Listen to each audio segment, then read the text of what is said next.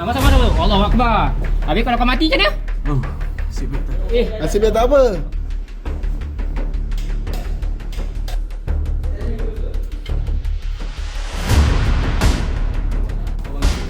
Kita orang ni apa? Budak-budak?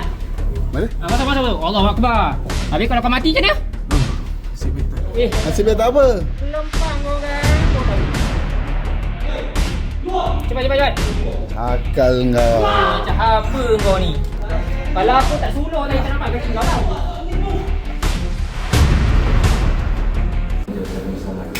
Kita boleh datang ke sini sebab kita terima aduan.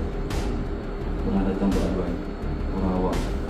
Jadi cik betul-betul tak ada hubungan, bukan mahram, bukan pasangan yang sah. Okay. Jadi berdasarkan Seksyen 53 Undang-Undang Pengesahan Syariah Negeri Melaka, bersekediaman bila seorang lelaki Islam dan perempuan Islam yang bukan mahram, yang tidak memiliki hubungan yang sah di sisi syarak, bila mereka bersediaman berkurung bersucinya yang mendatangkan syak. Jadi kita dapati berlaku pelanggaran, syaki berlaku pelanggaran Seksyen tersebut. Jadi atas syaki tersebut kita akan tahan cik berdua untuk bawa pejabat bagi tindakan sesuai dengan